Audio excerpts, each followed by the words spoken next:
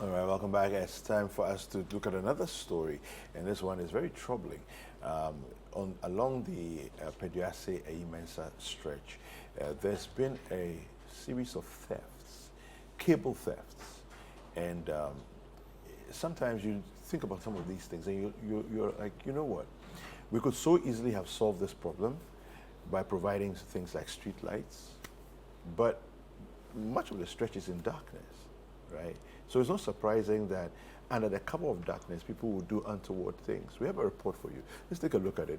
When we come back, we'll call some people and speak to them. The Peduase stretch at night has become increasingly dangerous for motorists and pedestrians alike due to the malfunction and street lights. It is almost 6 p.m. and visibility on the Ayi-Mensah to Peduase stretch is extremely poor. Out of the 120 street lights on the 5-kilometer road, the only functional street lights are predominantly concentrated just in front of the Peduase Presidential Lodge, where security is prioritized. This lack of visibility is posing a serious threat to road users, particularly due to the road's curvy nature and regular rockfalls, which have been blamed on housing development on the hill. Some motorists who declined talking to cameras were concerned about the seemingly lack of interest on the part of the local assembly and the Ghana Highway Authority to fix the problem. James Abugri is the head of planning at the Peduase South Municipal Assembly, and he attributes the continuous darkness on the Peduase Ayi-Mensah stretch to phenomenon of cable theft. So over the years, we have been replacing these street lights that are broken down or that are out of use. That is, we get new ones to replace them. Those that need just chokes to replace, the assembly provides same, and in collaboration with ECG, the assembly members at the community level, to replace some of these broken down street lights. Unfortunately, along the stretch, we happen to see that people cut some of the wires connecting these poles you see in the middle of the road. Most of them, you see that they are falling off. Some of them, you go and you see that wires are hanging, and these wires are supposed to serve light to the street bulbs for them to brighten in the night. And so it's a big issue for us in that people deliberately will just go and cut these wires. And so whatever you do by way of replacing broken down street bulbs, you are not able to brighten the place because the wires are not connected. And so that is one challenge we have. The Ayi-Mensah Peduase stretch is a vital section of the National Route 4 and 4, which commences at the Etetekwashi interchange in Accra and traverse through Adenta, Peduase, Ebri, Koforidua, and Asokori before joining the Accra-Kumasi Road N6 at Bunsu in the eastern region. Spanning approximately 110 kilometers, this trunk road serves as an alternative route from Accra to Kumasi and connects to numerous communities, markets, schools, and tourist sites in the eastern region.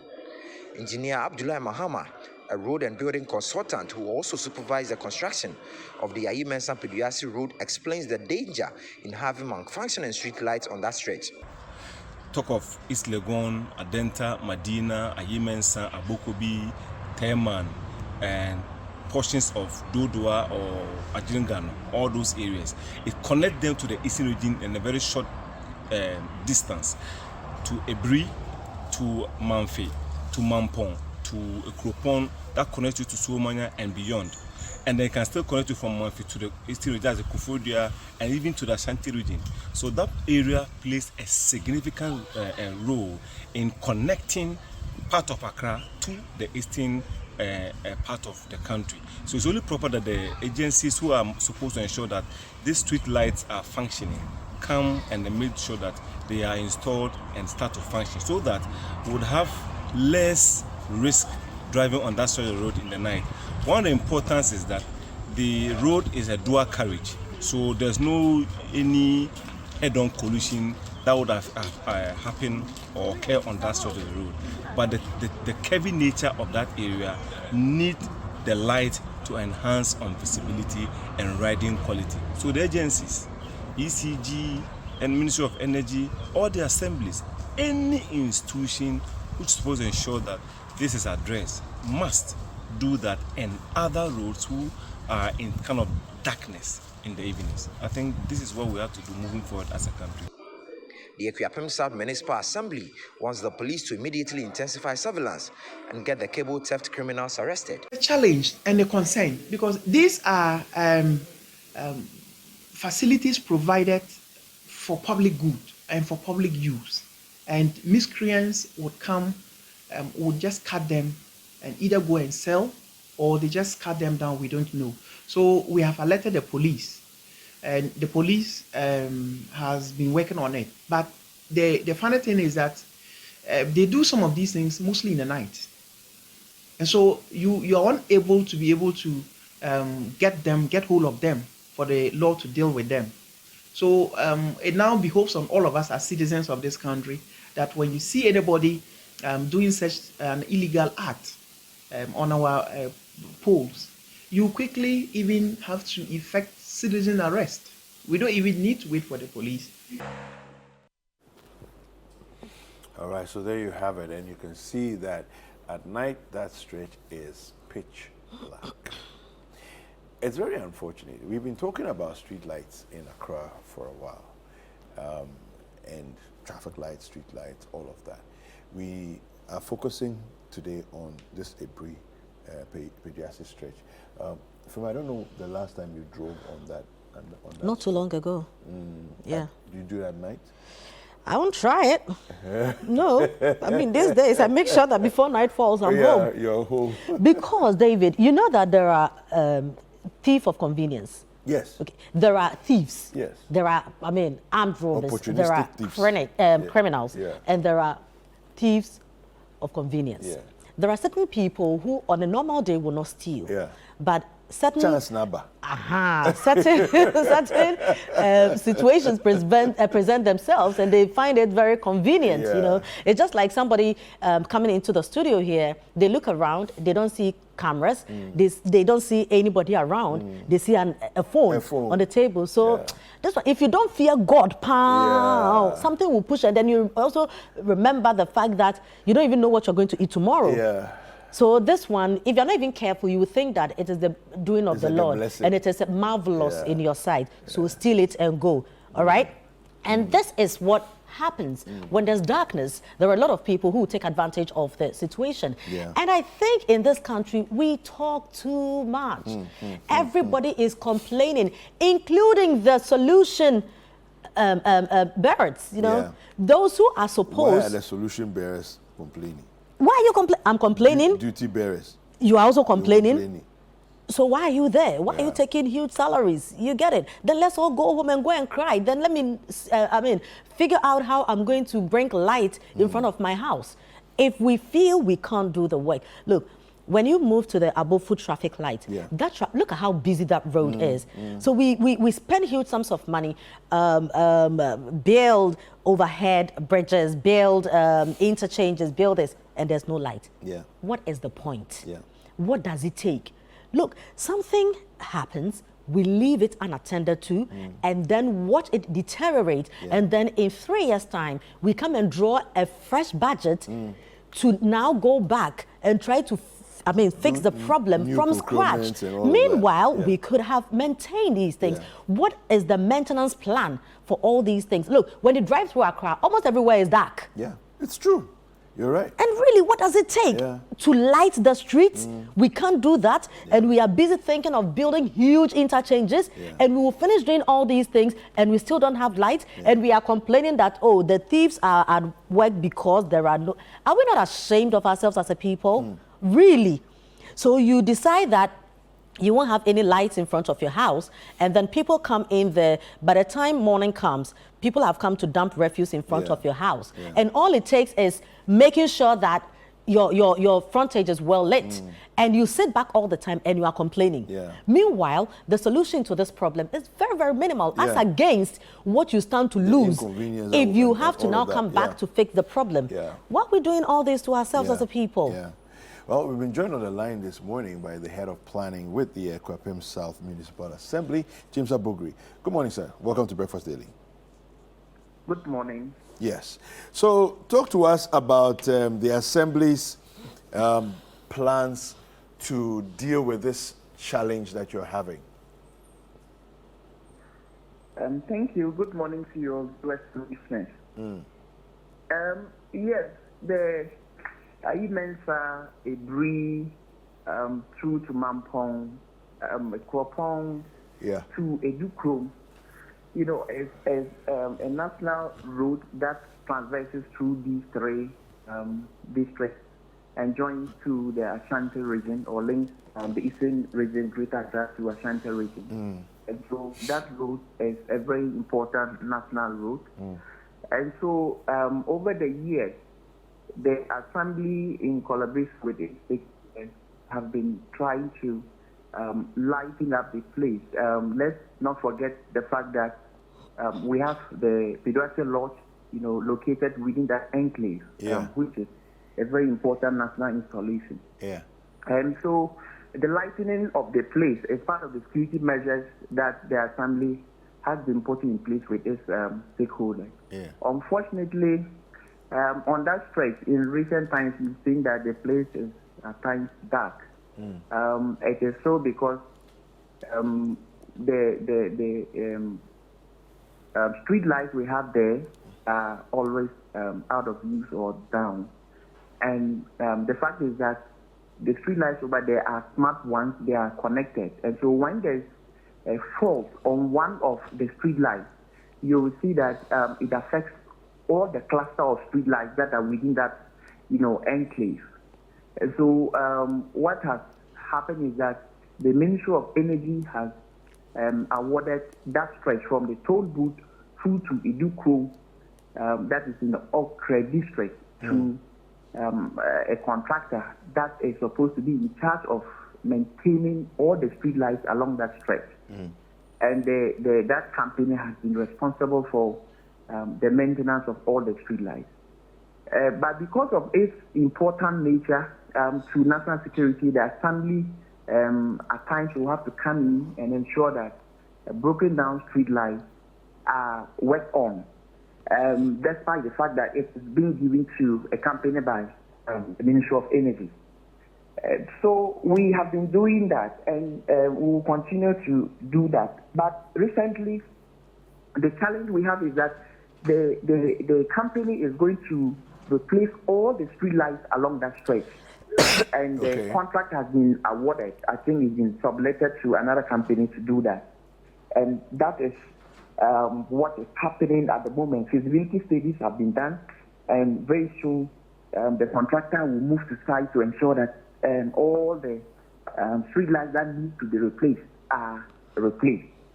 But we have a very serious issue on the stretch, and that is accounting for the frequent breakdown of these lights. One of it has to do with theft cases. In the night, you will see individuals and scrap dealers going around cutting the copper wires that are on these poles. And as I did indicate earlier, if one of the street lights or the poles is having a fault or becomes faulty, it affects the cluster of street lights around that enclave. So they do that and cause total darkness along the stretch. You can maintain it today, the following day, once one becomes faulty, all the work you've done becomes useless. And so that has been the challenge we have. And most of the times, too, because of the curving nature of the road, you would see that cars that are speeding would go and hit on one of the poles. And when that happens and the pole, you know, falls onto the road, then automatically it becomes faulty. And this also affects the cluster of street lights, you know, you have within the enclave, and it becomes dark.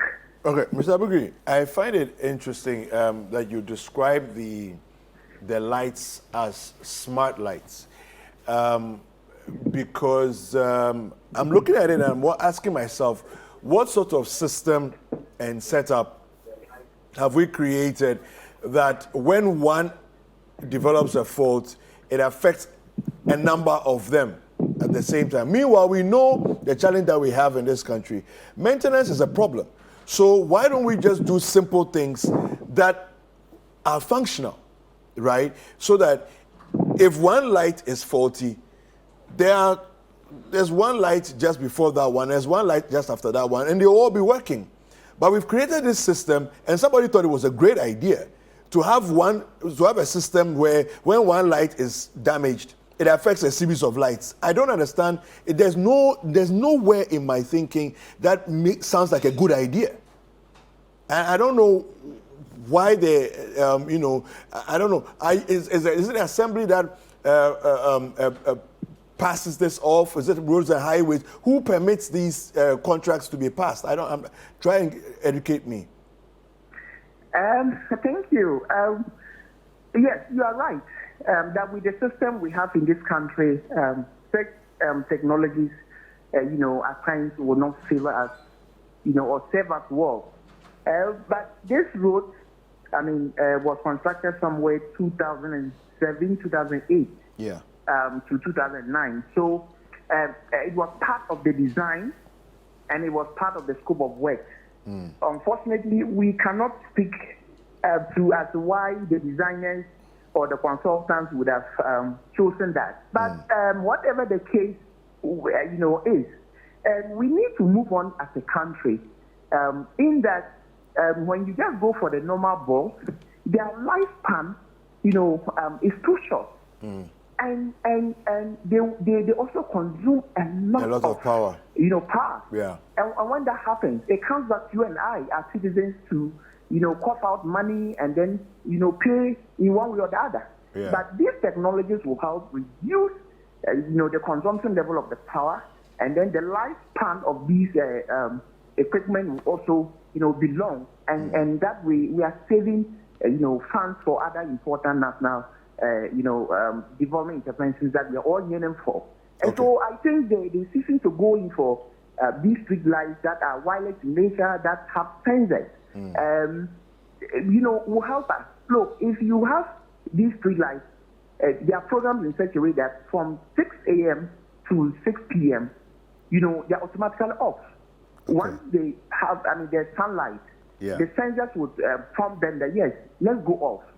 We are not needed at this time. And we are conserving power. You see those that are not smart in nature, even daytime, 2 p.m., 1 p.m., you see them bright. And that is electricity and power that they're consuming. And so I don't think that is much of a problem if we adopt these technologies to ensure that things are done right. But we have to also look at ourselves as citizens. Why would a Ghanaian go and then, because of your parochial interest, your selfish nature, you just go and cut these cables that serve but that one you can't. You can't depend on the goodness of people. We have to be more proactive, arrest people, jail them. Let's send a strong signal that if you attempt to go onto the Peduase Ayi-Mensah stretch, touching anything that belongs to the government, belongs to the state, you will be caught, you will be arrested, you will be jailed. We need to do that. That's what we need to do. We need to send community watchdogs. We need to set in national security. We need to do something. We can't just, pray for the goodness of human beings that, don't still be patriotic, all these type of things. For me, those things don't work. Exactly. Security is a shared responsibility, if you agree with me. You know that the police cannot be everywhere all the time. Neither would the assembly and its officials, national security that you mentioned. We cannot be there every time. Have we tried a community watchdog system where the people of the community themselves police the road? In the municipality, we have formed community watchdog. The district police command in the municipality, they've done training for these community watchdog committees, and we have them dotted across, the various communities. But the point is that how many community watchdogs do we need to have to be able to do some of these things? The point I'm trying to make is that we as citizens must also ensure that things and state facilities that belong to us, we guard them jealously. That road is such a busy road to the extent that 2 a.m., 3 a.m. cars are flying. So at what point in time do these miscreants come in and cut these cables that belong to all of us? And I believe at any point in time that these crimes are being committed, somebody will definitely see. And when you see that as a citizen, what do you do? This is what we need to be asking ourselves, collectively as citizens of this country. At that particular time, the police might not be there, we might not be there, you as a journalist might not be there, but what about the other ordinary Ghanaian who is also a taxpayer? Whose civic duty it is to ensure that we protect the resources of this country as citizens? Okay, Mr. Abugri, thank you very much for speaking to us this morning. That's the head of planning with the Ekwapim South Municipal Assembly, James Abugri. Yeah. Mr. Abugri was making a solid point until he started towing the line he was towing. Yeah. I completely disagree with him. I do because you see, the problem is you cannot appeal to the conscience of people when we are failing to do what we have to do. In the first place, make it unattractive to the people. Should I stop in the dark to go and ask somebody, Captain something, who are you serious right now? And the problem is, if I see somebody up on a pole. Yeah. The first thing that will come to my mind is maybe that is an engineer doing something. Maybe this is a person from an ECG person. Maybe this person is. Yeah. You would not tell me that stop. So at every stop I see somebody up there, I need to stop my vehicle and go and ask. No. And you see, the problem too is how many people even live around that stretch. Do you understand? You don't readily see like buildings and stuff like that when you are climbing before the Peduase area and all. My point is the important things we need to do. If we knew that we will have people driving on that stretch to stop and why did we put the street lights there? Yeah, exactly. Why did we not in the first place say that we don't need a street light? So if you see anybody who is climbing, forget about ECG, forget about engineers, forget about everybody, stop and ask the people, But we put those street lights there for a reason. So the first thing we need to do is make stealing unattractive to the people. It has to be. If there is enough light, I don't think that people will be confident enough. That's the point. Okay, to even decide to go and steal something. Every thief tries to work at soft targets. Absolutely. Soft targets, number one, means darkness. I can't be seen. It's a soft target. If the place is dark, do you expect me to not also think about my safety and then park my car in the dark to go and find out who is going to... Oh, come on. Listen, let's talk to one of the engineers who was supervising the project when the road was built. Engineer Abdullahi Mahama, good morning. How are you? Good morning. So let me ask you a question before... As you calm down there, let me ask you a question. I'm trying to understand the whole thing because they are explaining, no evidence, So we have this concept of garden lights. Yeah. Garden lights that are not connected to power. They are solar powered. And they literally take energy from the sun during the day, and in the evening they just come on by themselves. And they are LED, right? Some of these garden lights I've seen are quite inexpensive. I'm asking myself, as all this whole conversation was going on, what would it take, and I'm sure the technology exists, to have street lights that have no wiring? Every pole is an individual pole with a light on top. Simple as that. Not connected to any other source. When the light goes off, we replace it because we have 100 or 200 in the store that we will use as maintenance and replacing. I don't know. Maybe I'm being too simplistic. I don't know. What's the issue? Well, good morning once again. I have asked this question, let me see, even though I'm an engineer, I've also asked as a layman because I'm not electrical bias. There are some few times I've requested to know about the solar. But I'm told that the street light types they also depend on some batteries or inverters down. So even though you see them, like the one I'm talking about, the solar panel at the top there, they have to store the power because of the energy that they actually give out in the night. So a 12-hour or so to speak energy would not solely be on that panel only. They have to get the batteries, and also where to store the batteries also became a challenge. And people were actually stealing some of them. If you go on the Kaswa stretch and use the Kaswa bypass, you notice that there are a lot of those solars there. Even though they look a bit nasty in terms of the way they are arranged along the road, it's aesthetically unpleasant. But at least it will function in the night to give visibility to motorists who are driving through the areas. But when we take that one, I'm sure that the ECG guys would have to do a lot. I am a civil engineer, and that is my first road after school. So in fact, I'm emotionally attached to that particular. I got all my exposure on that particular stretch.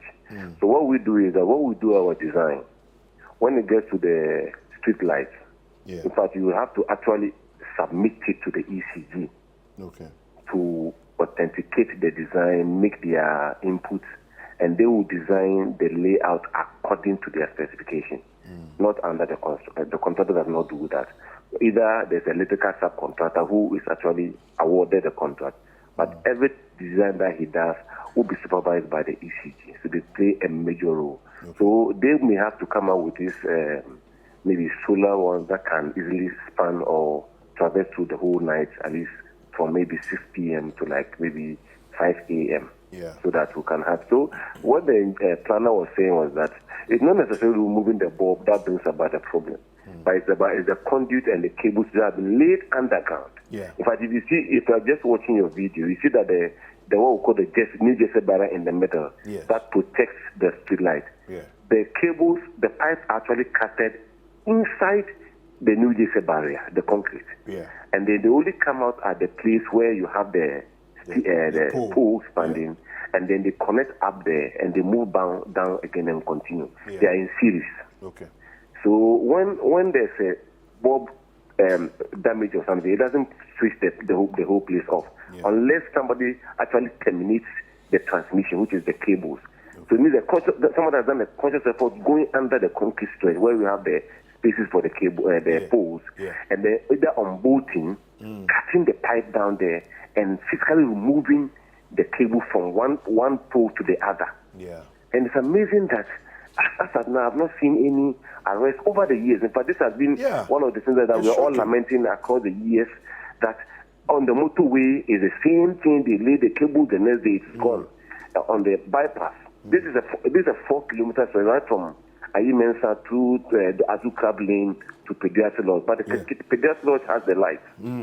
Ironically, that one is still standing every time. When you get there, there's lights in about 200 and 300 meter stretch.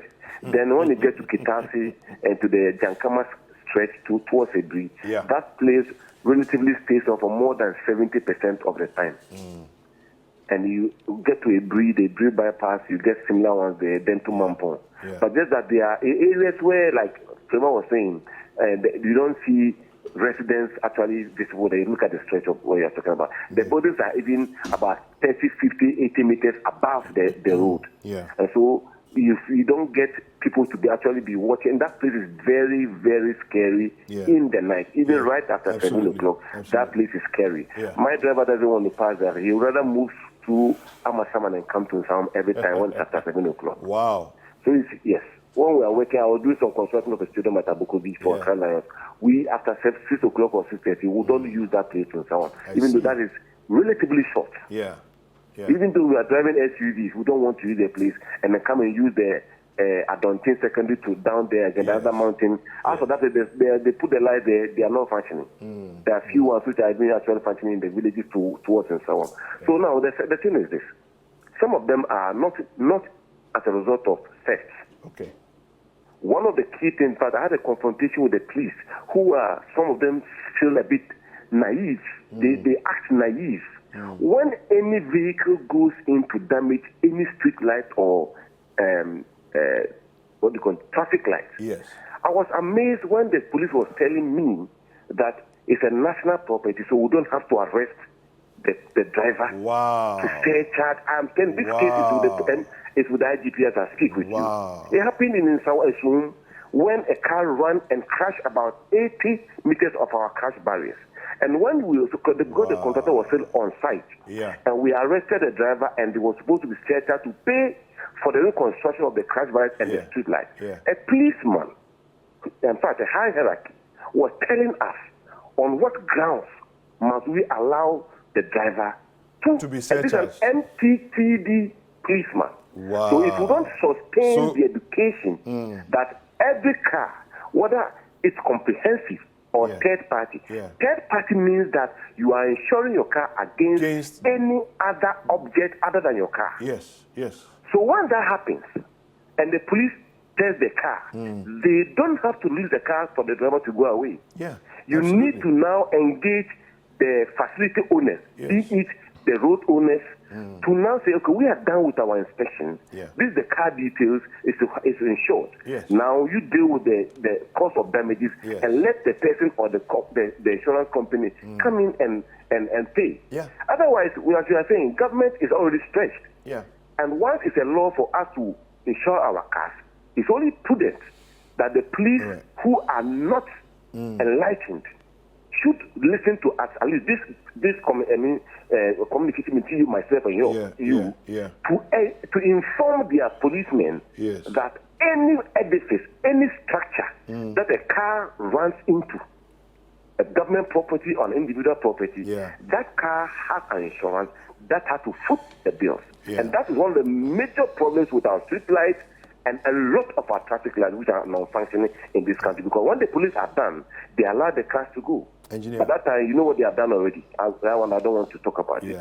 Engineer, thank you very much. To allow the cars to move away. Engineer, we appreciate your time. Thank you very much. Your thoughts and ideas are very well accepted. You see, this has been one of my biggest problems, because why should one individual damage a traffic light that when that traffic light is damaged, it affects other traffic lights because they are connected by the design, right? And that individual is made to go scot-free with no liability. Their insurance company that has insured their vehicle has no liability, and the police are involved in this. You see, David, there are things that citizens, can help do, like buying a desk for the students in Wa East. That I can easily do. But to police the street light, I don't know what I should do. Do you get it? As I said, I don't know how I should go and police. There are certain things that we can do, like don't litter, like keep the frontage of your house clean. But go and police a street light in the night. How do I do that? What does that even mean? Okay, and for me, Mr. Bugri was trying to explain to us that it's very expensive if you decide to treat the street lights individually, and they have to look, all these technicalities. When I go and buy chocolate, golden tree, and I have to pay street light levy, you don't give me that breakdown. That technicalities is not on the paper, on the receipt. What you are telling me is that I'm paying for the street light. So all we are saying is solve it, keep the technicalities. You understand that. We've paid you give the money. us light. It's as simple as that. Don't explain these things to us, because at the end of the day, then what? So so we have to put them together, and we have to do that. And you've done all that. Are the streets well lit? Give us light. Don't explain things. You see, that's my challenge. I find it extremely unacceptable when we have people who need to ensure the right things are done also joining the rest of us to cry. And then now tell us that we should all be watchdog committees. If I see somebody up there on the pole, what should I do? Now, in the case of even identifying those who are destroying stuff, are we punishing them enough so that they become deterrents to other people? Have we even caught anybody yet?